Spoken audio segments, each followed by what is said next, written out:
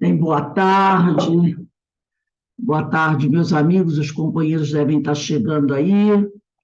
Nesse horário, na sexta-feira, nós estudamos essa obra, Obsessão e Desobsessão, de Sueli Caldas Schubert.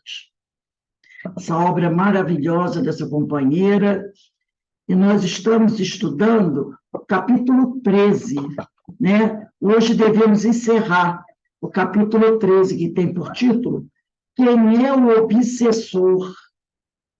Então, esse é o tema que a gente está estudando, né?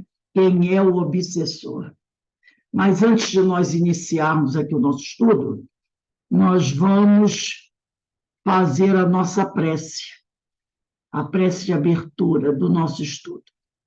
Pai amado, Pai de infinito amor, misericórdia e justiça, aqui estamos todos reunidos em teu nome, em nome de Jesus, em nome da espiritualidade amiga, para darmos continuidade aos nossos estudos. Pedimos a proteção de Deus para as nossas boas proposições, para o nosso lar, para que cada um de nós possa prosseguir a sua caminhada fazendo melhor, e que nesse melhor esteja sempre aquele interesse de ajudar o nosso próximo. Que a tua luz, Senhor, o teu amor, habite sempre em nossos corações, e que a gente continue firme na nossa caminhada, buscando promover a nossa transformação moral e nos tornarmos bons instrumentos, desses instrumentos que realmente estão pensando em ajudar o Senhor. Quer ser conosco, Pai amado, hoje, agora e sempre, graças a Deus. Bem, vamos lá. Vamos começar a leitura do nosso estudo. Nós estamos no capítulo que inicia assim: o obsessor é, em última análise, um irmão enfermo, como nós já estudamos isso, né? O obsessor é uma pessoa doente. Todo aquele que busca, visa, se interessa em ferir o próximo é sempre uma criatura doente. Não há o que dizer ao contrário disso, né? Todo aquele que está sempre assim, ele me machucou, eu tenho que machucar também. Ele fez algo que eu não gostei, então vou ferir, vou machucar ele. Todo aquele que sempre pensa, de alguma forma, em ferir o outro, é uma pessoa enferma. A grosso modo falando, é uma pessoa enferma. E aí ele continua aqui, né? Dominado pela ideia fixa, que a gente já sabe que é o monodeísmo. Monodeísmo quer dizer mania de ideia única, entendeu? É a pessoa que mantém aquela ideia única. Eu vou fazer isso, que eu vou fazer isso, eu vou sempre repetindo o mesmo pensamento, é a monoideia. Então, dominado pela ideia fixa, monodeísmo, de vingar-se, esquece-se de tudo mais e passa a viver em função daquele que é o alvo de seus planos, né? Que é alvo de seus planos. Então, a pessoa que deseja vingança, que vive com aquela ideia, ela só pensa naquilo. Aquilo é o grande objetivo da vida dela. Ela pode destruir tudo que está em volta dela. Família, relações sociais, os filhos podem ir embora, o marido ou a mulher podem se afastar, ela pode perder todo mundo, mas para ela não interessa. Ela só visa uma coisa: a vingança. Quando essas pessoas despertam, é que elas vão olhar em volta de si e ver o tamanho do estrago que elas promoveram na vida delas. Aí é que elas vão perceber o tamanho do estrago.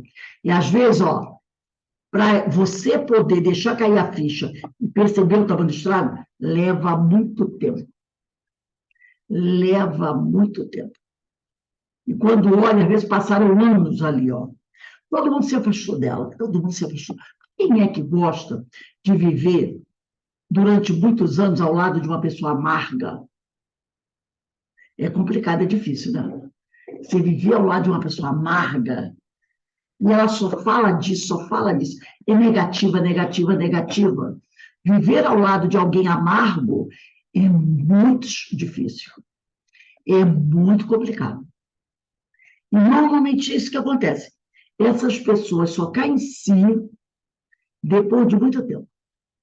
E aí é que elas vão olhar ao redor e perceber o tamanho do estrago que elas fizeram na vida delas. Às vezes, naquela encarnação, não dá nem mais tempo de corrigir aquele problema. Vai para a próxima. Você da erradicidade já viu o tamanho do problema, né? Mas, às vezes, o estrago que ela fez foi tanto na vida dela, com essa monoideia, que, dependendo do tempo que ela ficou ali fixada, com a mente cristalizada, naquela encarnação não dá tempo de fazer muita coisa, não. Vai desencarnar a si mesmo. Então, vamos lá. E na execução desses, o seu sofrimento em si agravando proporcionalmente as torturas que venham infligir ao outro, o que acarretará para seus dias futuros pesados ônus, do qual não conseguirá escapar, senão pela reforma íntima, né? Então, olha só que interessante. E na execução desse ato de vingança, o seu sofrimento ir se agravando proporcionalmente às torturas que vem infligir ao outro. Então, a dor que ela está fazendo o outro passar é a dor que ela vai ter, que ela vai sofrer, que ela vai sentir. Tá? E isso vai trazendo para o seu futuro um ônus muito pesado, que ela vai ter que reparar e talvez leve muito tempo para reparar isso. E só vai conseguir escapar pela reforma íntima. Tem uma frase de Confúcio, um filósofo, né? Confúcio dizia assim: antes de sair em busca de vingança, cave duas covas. Então, antes de sair em busca de vingança, cave duas covas. Essa frase de Confúcio está bem dentro disso que a Sueli Caldas-Schubert está dizendo aqui. E na execução desse ato de vingança, o seu sofrimento, né, daquele que é vingador, ir-se-á agravando proporcionalmente às torturas que venha infligir ao outro, o que acarretará para os seus dias futuros pesados ônus, do qual não conseguirá escapar senão pela reforma íntima. Então, Confúcio está todo cheio de razão. Antes de sair em busca de vingança, cabe duas covas. Porque você vai fazer o outro sofrer, mas você também vai sofrer na mesma proporção, ou uma proporção até maior, do que aquele que você escolheu para ser o alvo dos teus crimes, né? Aí, continuando aqui, a Sueli vai dizer assim: nenhuma etapa de sua desforra lhe dará a almejada felicidade e alegria. Quer dizer, mesmo que ele consiga fazer o outro sofrer, mesmo que ele consiga alcançar um relativo sucesso na sua empreitada, nenhum desses atos praticados por ele vai trazer para ele a felicidade e a alegria. Nem trará paz, porque tanto anseia, pois o mal é geratriz de desequilíbrios, frustrações, insuportável solidão. E a vingança, ela não pode trazer felicidade para ninguém. E muitas vezes você vai em busca da vingança, querendo, né? Eu tenho que receber de volta aquilo que me tiraram. Então, você acha que você vai alcançar uma paz de espírito, uma satisfação, e não vai. Você não vai alcançar aquilo que você tanto deseja. Existem obsessores de grande cultura. Porque quando a pessoa fala em obsessor, a maioria do pessoal pensa o quê? Ah, espírito atrasado, né? Espírito mal. Não. Tem obsessores de grande cultura e que, por isto mesmo exercem amplo domínio sobre espíritos ignorantes, igualmente perversos ou endurecidos, que a eles se vinculam. São os comparsas de que carecem para a execução de seus planos, estando sintonizados na mesma faixa de interesses. Então, há obsessores com grande conhecimento intelectual, tá? Com grande conhecimento, e esses obsessores com grande conhecimento, com grande cabedal, eles vão exercer um grande domínio sobre espíritos ignorantes, mas que são perversos como eles. Porque você tem o espírito mal de vários níveis. Você tem o espírito mal, que é culto, acho que é ignorante, né? Ignorante da verdade. Você tem um espírito mau, que não tem conhecimento de nada, bem atrasado, mas que também é ignorante da verdade. Então, esse que tem um maior grau de conhecimento, ele vai dominar o outro mais ignorante do que ele. Porque ele vai saber que não, gente. Repara bem se não é igual entre encarnados. Você vê, às vezes, pessoas muito bem articuladas, um grande nível cultural, mas que são imorais. Elas planejam tudo, articulam tudo. Aí, elas conseguem convencer pessoas que são mais como elas, mas que são ignorantes, a fazer parte do que elas estão planejando. Aí elas armam todo o circo. E esses menos cultos vão ser quem? Aqueles que vão praticar os atos. E a outra fica assistindo de camarote. É o famoso, que o pessoal chama por aí de boi de piranha. Então, ele, que é o grande estrategista, ele não vai a campo. Ele fica só, ó, mexendo nas cordinhas. E os outros, que são tão maus quanto eles, mas são ignorantes, se deixam instrumentalizar, são os marionetes. Aí elas vão ao campo, quebram, matam, pita e mordam. Quando vem a hora do vamos ver como é que fica, quem são os primeiros a tomar a pancada? São esses.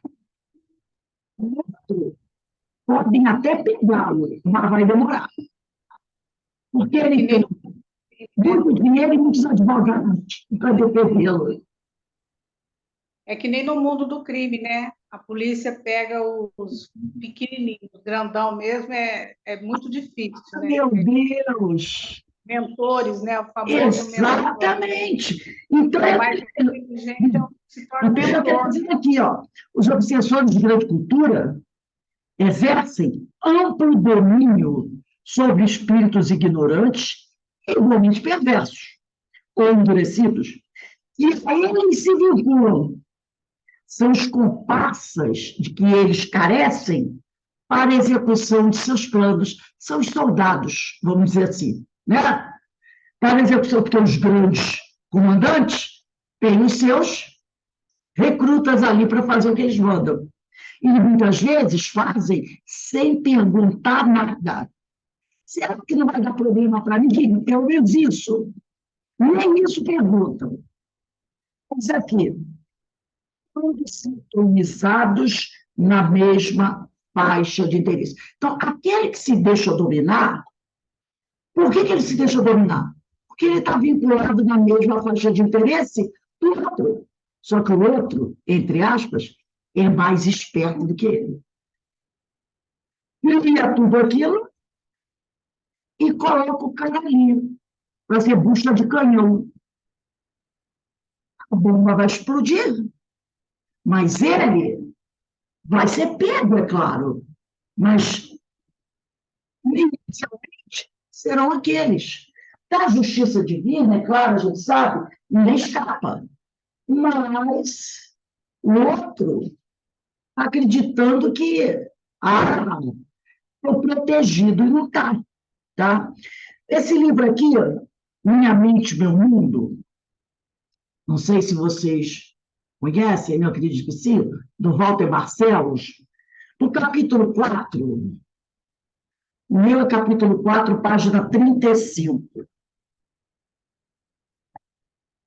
A gente vê muito isso. Se tiver Seara dos Médios, pega também. Se vocês tiverem, ó, Seara dos Médios, se tiver esse aqui, pega também, ó.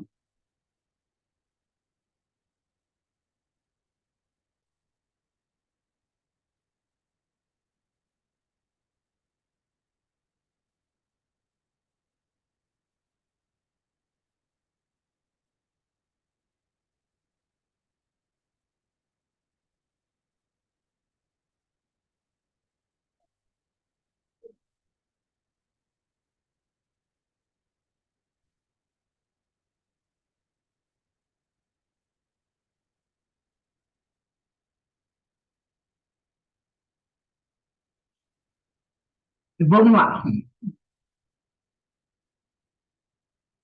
Ele diz assim, capítulo 4 do Minha Mente, Meu Mundo.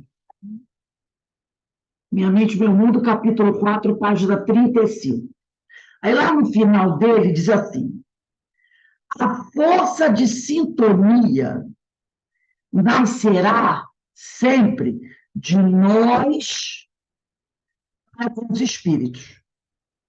Então, o Seara dos Médios eu também vou usar. Essa é a página 35, o meu é 35, lá no último parágrafo da página 35. Que a gente falou aqui, né? São os comparsas de que carecem para a execução de seus planos, estando sintonizados na mesma faixa de interesse. Aí o Walter Barcelos diz assim, no último parágrafo da página 35, a força de sintonia não será sempre de nós com os espíritos. Nós teremos, logicamente, nós que acionamos a tomada de ligação mental. Então, já tira da gente a ideia de vítima. Né? Já tira a ideia de vítima. Porque a força de sintonia sempre sai de nós para com os espíritos, qualquer que seja ele. Com os espíritos puros também, ou melhor, com os espíritos superiores, que puro, né, dá licença. Com os espíritos. Fazer sintonia agora com o espírito puro é bem complicado, né? Mas com os espíritos superiores, né? Os espíritos melhores do que nós. Vamos ser mais divinos. Os espíritos melhores do que nós. Então, a força de sintonia também será sempre de nós para com os espíritos. Quando você começa a estudar, quando você começa a buscar, a aplicar o evangelho da tua conduta, você vai conseguindo estabelecer essa sintonia com os espíritos que estão, um pouco acima de você. Entendeu? Da mesma forma, quando você começa a baixar seu padrão vibratório, você também começa a estabelecer sintonia com outros espíritos do teu top e que estão abaixo em relação ao padrão, seu padrão vibratório. É da lei. Você escolhe a tua vizinhança. Somos nós que escolhemos a nossa vizinhança. E daí ele diz, pois seremos, logicamente, nós que acionamos a tomada de ligação mental. Somos nós que abrimos a porta para aquele companheiro entrar. O Espírito Emmanuel, inspiração, é a equipe dos pensamentos alheios que aceitamos ou procuramos. Então, a inspiração é a equipe dos pensamentos alheios que aceitamos ou procuramos. Aí a gente vai lá no livro Seara dos Médiuns, no capítulo chamado de Faixas. O meu é a página 125. Eu não sei o de vocês. O meu é 125. Qual é o nome do capítulo? Faixas. Faixas. É Faixas. Faixas. Faixas. O meu é página 125, eu não sei. O meu é bem antigo. Acharam?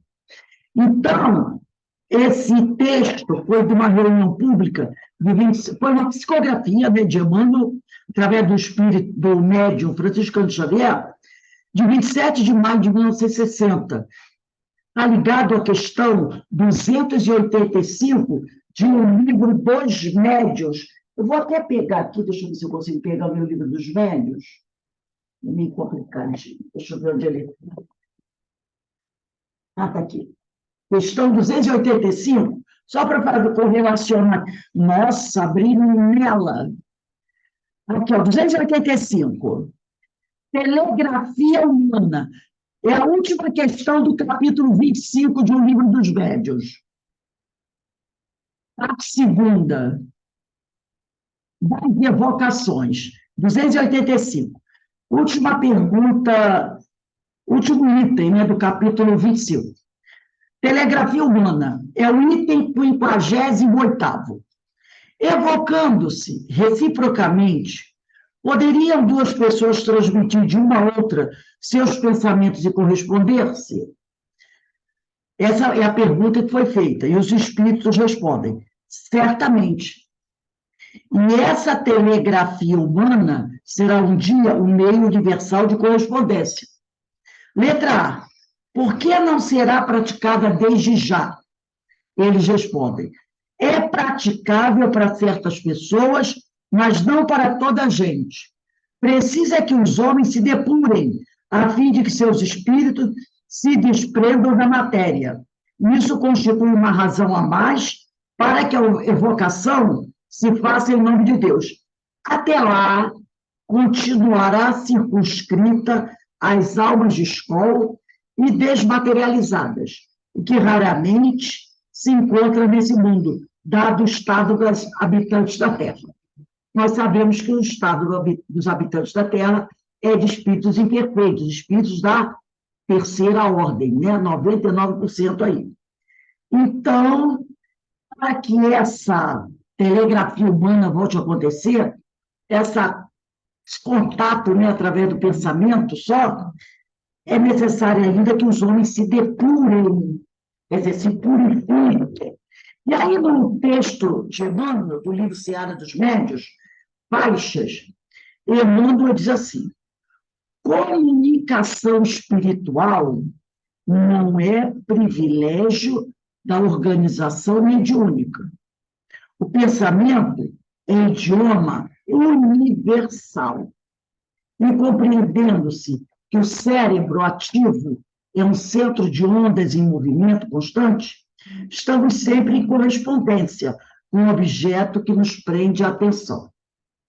Todo espírito, na condição evolutiva em que nos encontramos, é governado essencialmente por três fatores específicos, ou mais propriamente, a experiência, o estímulo e a inspiração. A experiência é o conjunto de nossos próprios pensamentos. O estímulo é a circunstância que nos impele a pensar. A inspiração é a equipe dos pensamentos alheios que aceitamos ou procuramos. Tanto quanto te vês compelido diariamente a entrar na faixa das necessidades do corpo físico, pensando, por exemplo, na alimentação e na higiene, és convidado incessantemente a entrar na faixa das requisições espirituais que te cercam. Um livro uma página, uma sentença, uma palestra, uma visita, uma notícia, uma distração ou qualquer pequenino acontecimento que te parece sem importância, pode representar silenciosa tomada de ligação para determinado tipo de interesse ou de assunto. Então, às vezes, você lê uma página. Hoje, por exemplo, eu li uma página e colocaram no nosso grupo, acho que foi no grupo Jesus Gonçalves. Não sei se vocês viram essa página. É uma página, eu até entendo a boa vontade das pessoas, mas, no meu entendimento, esse texto que colocaram lá, deixa eu ver se eu acho aqui, sobre o carnaval, para mim é totalmente equivocado. Eu não sei se vocês leram. Na realidade, essa página, todo você escreve o carnaval, alguém vai lá, não sei, ressuscita essa página, tá? Acho que botaram também na nossa página Evangelho no céu. Aqui, ó, carnaval, vou só ler um pedacinho. Carnaval na visão espírita. O carnaval, conforme os conceitos de Bezerra de Menezes, é festa que ainda guarda vestígios da barbárie e do primitivismo, que ainda reina entre os encarnados, marcados pelas paixões do prazer violento. Agora vamos analisar o seguinte. Semana passada, teve um jogo de futebol em São Paulo, Palmeiras e Corinthians. E a torcida Gaviões da Fiel, antes do jogo, cercou a torcida do Palmeiras e arrebentou. E uma dessas torcidas parece que até tem uma facção aí criminosa, e um dos atingidos, perigo aí da torcida do Palmeiras, parece que é parente de alguém dessa facção criminosa. E o cara lá da facção criminosa mandou um recado à torcida agressora. Quer dizer, a outra também é. E vendo que, se continuar, ele vai tomar atitude e vai atingir nessa atitude dele, que todo mundo já sabe qual é, até a família, filhos daqueles que forem os diretores dessas torcidas. As brigas que a gente vê muitas vezes falam entre torcidas onde pessoas morrem. Teve um jogo, se eu não me engano, Vasco, e eu acho que foi Sport, lá do final da segunda divisão no ano passado, e teve um jogador do Vasco que fez o gol, foi comemorar com a torcida do Sport, a torcida do Sport invadiu o campo, saiu ferido, criança e tudo mais. Pergunto, se eu ler nesse texto aqui, que a companheira colocou sobre o carnaval, relacionando isso a uma partida de futebol entre duas torcidas de times grandes como essa, Flamengo, Vasco, São Paulo, Corinthians, Palmeiras, não serve também? Entendeu? Foi o doutor Bezerra que escreveu isso. Quer dizer, o carnaval é uma festa que ainda guarda vestígios da barbárie e do primitivismo que ainda reina entre os encarnados, marcado pelas paixões do prazer violento. Quando a polícia pega um ônibus dessas torcidas no meio da estrada, normalmente a polícia faz isso, né? faz aquela barreira na estrada, ou quando ele vem jogar do Rio, ou quando ele vem para São Paulo, ou quando ele vem para Minas, ou quando ele vem para cá. Quando a polícia revista esses ônibus interpretados pelas torcidas, o que eles encontram de um ponta-pena, lança, revólver,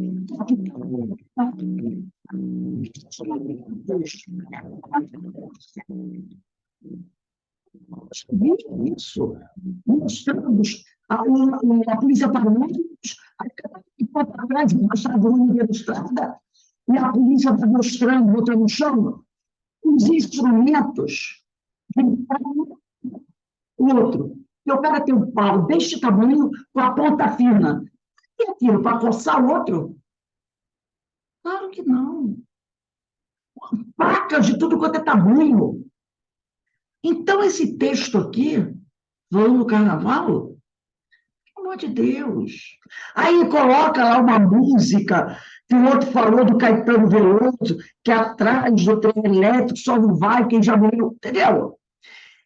Então, olha, aí eu digo assim, e aquele que fica em casa só metendo maio em quem foi brincar carnaval?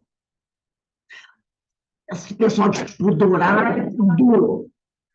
Aí quando passa uma mulher de biquíni, ou um rapaz muito bem bonito, se a mulher que está metendo maio, uma depravada, quando ela vê o rapaz bonitão, fica lá com a boquinha fechada.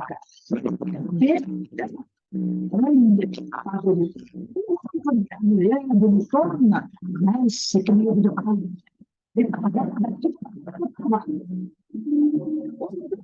nossa, com a família, um sítio para fugir do carnaval da festa da carne, festa do pecado. Vai todo mundo no sítio.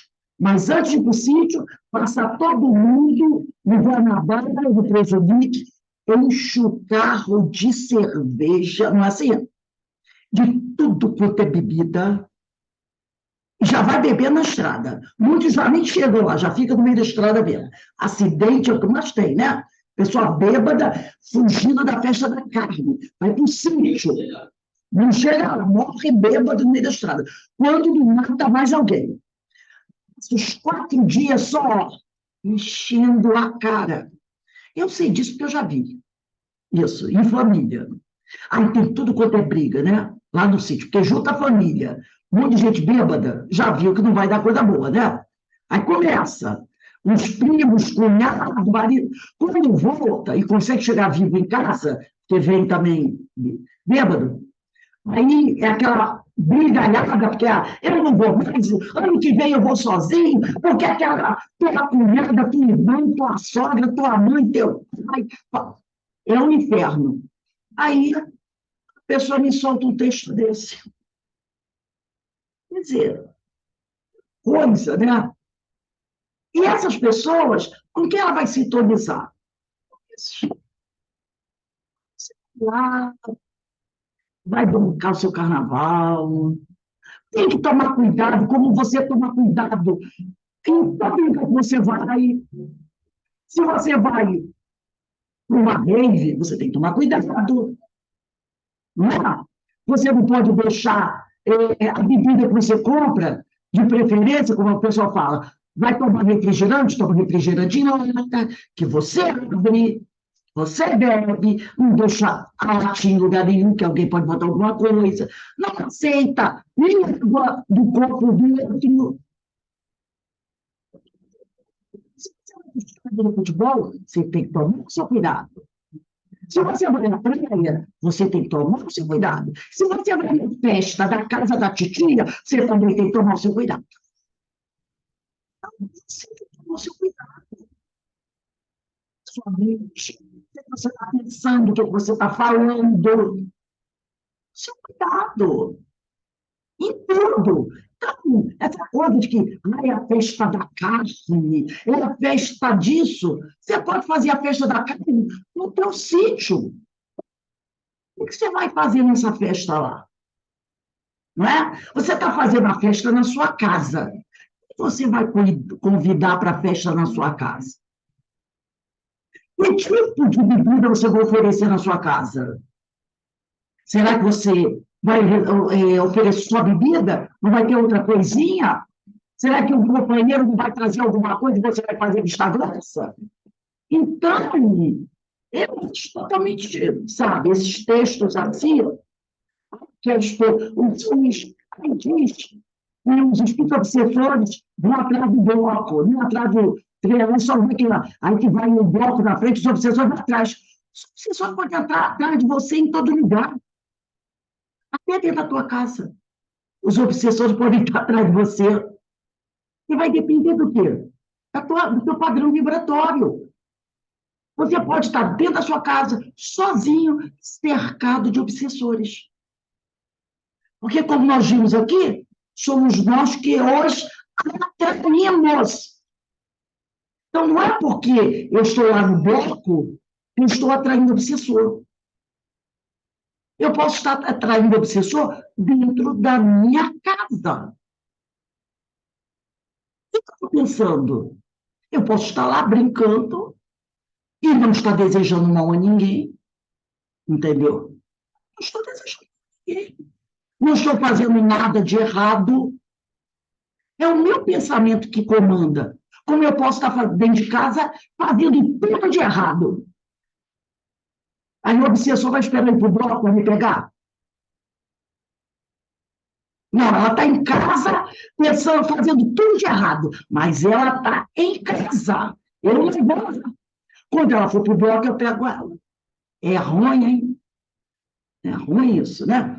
Então, são essas coisas, né? Então, ele fala aqui, ó, um livro, uma página, uma sentença, uma palestra, uma visita, uma notícia, uma distração, ou qualquer pequeno acontecimento, isso parece ser importância, pode representar silenciosa tomada de ligação para determinado tipo de interesse ou de assunto. Então, eu estou da minha casa, de repente eu vejo alguém lá no bloco, desfilando, na escola de samba, e a pessoa está com uma roupa muito curta. Mas quando eu vejo, eu penso, na minha casa sentadinha no meu sofá. Pronto.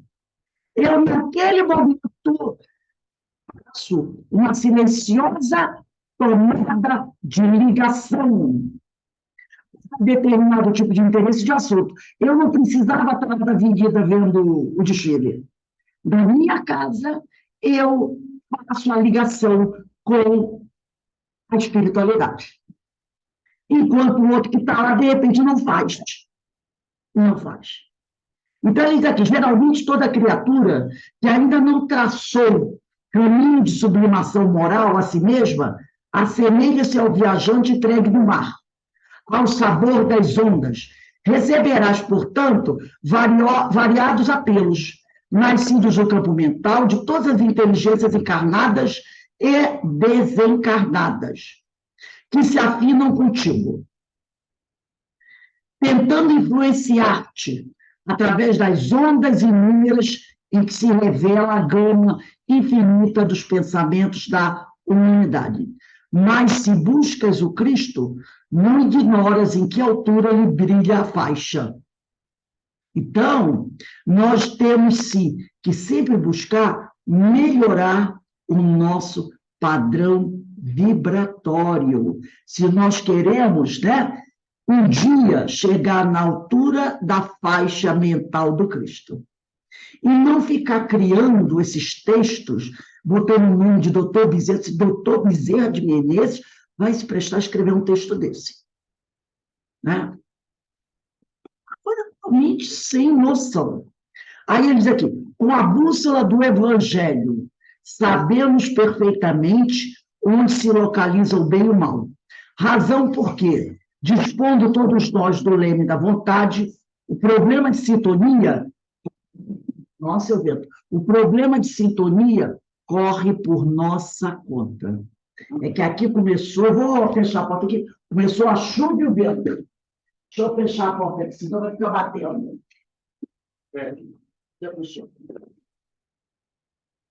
Então, vamos voltar aqui na Sueli.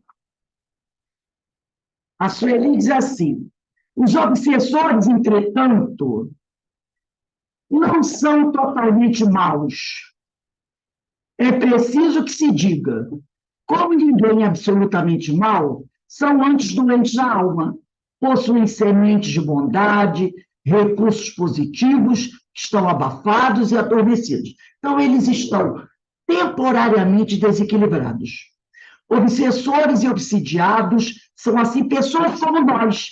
Nesse próprio livro da Sueli, na página 83 e 84, ela diz lá, né, que eles não são nenhum monstro teratológico, quer dizer, de proporções absurdas, e ele é um irmão como nós, não é um ser estranho, né? O obsessor, ela diz, é alguém como nós, que foi ferido, por isso ele quer agredir. Então, ela diz aqui, obsessores e obsidiados são, assim, pessoas como nós, são seres que sofrem porque se demandaram entre si, entraram em conflito. São carentes de afeto, compreensão e amor, né? Seres infelizes para os quais o Espiritismo vem trazer o consolo e a esperança de uma vida nova de amor e paz. Para eles, para toda a humanidade, ecoa a amorosa assertiva do Mestre. Eu não vim para o justo, mas para o pecador. Tem aqui, né? Deixa eu pegar a minha. No Evangelho, em Lucas, capítulo 5, versículo 29, Jesus diz assim: o Evangelho diz assim, Levi é Mateus, né? É para Jesus um grande festim em sua casa. E lá estava toda uma multidão de coletores de impostos. Coletores de impostos, todo mundo sabe, ninguém gostava daquela época, nem ainda não gosta hoje em dia, né? E de coletores de impostos, e de outras pessoas à mesa com eles. Os fariseus e os escribas murmuravam, dizendo aos discípulos de Jesus: por que comeis e bebeis com os coletores de impostos e os pecadores? Quer dizer, por que o seu mestre come com os pecadores e os coletores de impostos? Jesus ouviu, é claro, tomando a palavra, ele disse: não são os sãos que precisam de médico, mas os doentes. Eu vim chamar não os justos, mas os pecadores, para que eles se convertam. Então, é o que ela está dizendo aqui, né? Nem todo obsessor tem consciência do mal que está praticando. Existem aqueles que agem por amor, por zelo, pensando ajudar ou querendo apenas ficar junto do ser querido. Então, ele ama alguém, ele vê que esse alguém está sofrendo, e ele quer ajudar, mas ele não tem condições ainda de ajudar ninguém. Se ele acredita que ia ajudar, ele ficaria. Ele acaba trazendo um certo prejuízo para aquela pessoa. Mas ele não está fazendo isso por maldade, ele está fazendo por amor. Ele quer ajudar, mas ele não tem condições de ajudar. Aí ela diz aqui, o caso da senhora O demonstra isso. Ela vai citar um exemplo. A senhora O viu-se de um instante para outro acometida de uma tristeza inexplicável, seguindo-se-lhe um desânimo também difícil de ser entendido. Por mais pesquisasse as causas, sentia-se sem forças, tendo que permanecer quase o dia todo no leito em repouso. Chorava muito e não conseguia atinar com a razão de tanto abatimento. Foi examinada por vários médicos, que não acharam nenhum mal que justificasse seu estado. Resolveu, em consequência disso, procurar a casa espírita para orientação e passes. Verificou-se estar sob influência espiritual muito forte. A entidade que a acompanhava era sua própria irmã, desencarnada há algum tempo, de maneira repentina, e que havia sido pessoa muito boa, havendo, inclusive, entre elas, uma afeição muito grande. Foi feito o esclarecimento da irmã desencarnada, na reunião apropriada, e o resultado foi imediato. A senhora O curou-se, passando a levar uma vida normal. Casos como este existem em grande número e evidenciam o total despreparo das criaturas para a morte. Então, a pessoa quer ajudar, mas ela não tem condições.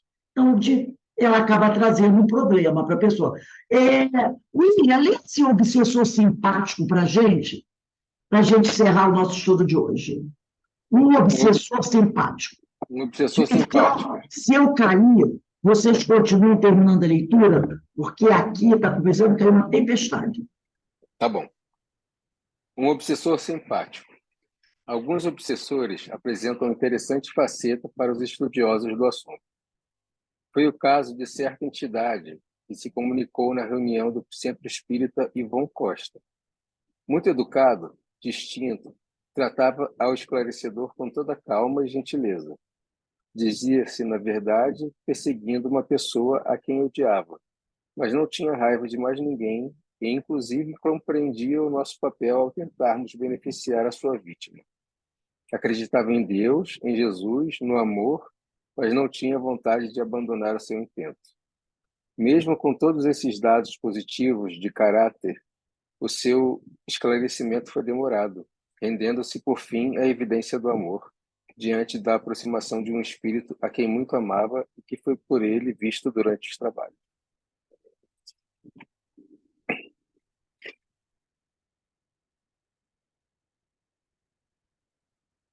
Rose, está fechado. Desliguei aqui o meu... Então, eles aqui, né? O caso desse espírito, muito educado, né? Distinto, tratava o esclarecedor com toda a calma e gentileza, dizia-se perseguir uma pessoa que odiava, mas não tinha raiva de mais ninguém, ele só queria aquela pessoa. Inclusive, compreendia o papel da equipe ao tentar beneficiar a sua vítima. Acreditava em Deus, em Jesus, no amor. Não tinha vontade de parar com seu movimento de vingança. Né? Então, ele foi esclarecido, mas demorou. Até que ele rendesse a evidência, né? Do erro que ele está cometendo. Então, muitas pessoas a gente não vê assim. Eu não acredito em Deus, mas eu quero justiça. Eu acredito em Deus. Acredito em Jesus, amo todo mundo, pratico a caridade, entrego a cesta básica, cuido dos doentes, mas eu quero justiça para mim, entendeu? Para aquele que foi ferido. Eu quero justiça. É meu direito. Então, olha só, quantas pessoas a gente encontra assim? Inúmeras. Inúmeras. E essas são até mais difíceis de você esclarecer do que aquela que quer arrebentar com todo mundo. Porque ela foi ferida, ela foi magoada, entendeu? Quem passar na frente dela está atropelando. Mas, talvez, se você conseguir tocar essa pessoa, você vai conseguir um resultado melhor do que aquele outro, que é gente muito boa, eu sou muito boa. Eu sou pessoa boa, alma boa, amo Jesus a todo mundo, mas eu quero justiça. Eu quero justiça. É? Então, tem todo tipo, né, gente? Tem todo tipo de espírito. E sempre lembrando. É mais ou menos exatamente porque acho que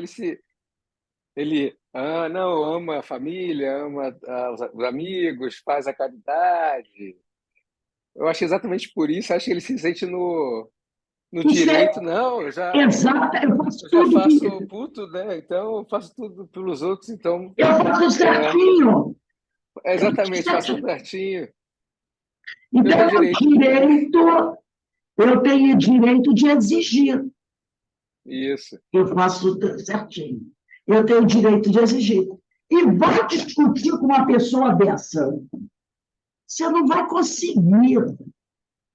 Você não consegue, porque a pessoa, ela acha que não, eu tenho meus direitos. Sim. É difícil. A pessoa ali sabe. Eu tenho meus direitos e, ora, eu faço tudo o que tem que fazer. Como é que eu não vou ter meus direitos? É uma coisa muito complicada. Bem, gente, nós vamos encerrando agora, né? Daqui a pouco a gente vai iniciar o nosso estudo das parábolas. Lembrando que sábado, amanhã, segunda-feira, não teremos atividades. Nem curso do Livro dos Espíritos, nem Ivone, nem a palestra. Nós vamos retornar quarta-feira, depois do Carnaval, para o Evangelho e o estudo do livro de Emmanuel, e quinta-feira em diante. Mas segunda e quarta, sábado e segunda não teremos atividades, tá bom? Hoje, depois, teremos nosso estudo das parábolas. Então, vamos encerrando nosso estudo da tarde de hoje, agradecendo a Deus essa oportunidade que Ele nos concede, estarmos aqui, refletindo sobre esses pontos tão importantes da nossa vida. Que nós temos que tomar cuidado, Senhor, para que amanhã não sejamos nós esses obsessores simpáticos que estão aí, Senhor, a exigir direitos que não possuem. Então, que a tua paz esteja sempre ao nosso lado, Senhor, e que nós possamos continuar nos aplicando nesses estudos do Evangelho, mas, acima de tudo, buscando colocar os ensinos do Senhor em prática. Graças a Deus. Então, eu vou pedir, o William, encerra aí para todo mundo, que eu passei o anfitrião para você, porque eu fiquei com medo da chuva. Aí vocês, Tá bom. 5h20, a gente retorna, tá, Ana, para estudar as parábolas, e hoje vai ter a radiação, tá? Hoje tem radiação. Então, tu encerra aí, que você Tá agora bom. é anfitrião. Tá Tchau. legal. Tchau, tchau. Bom feriadão aí. Você também. Tchau, tchau.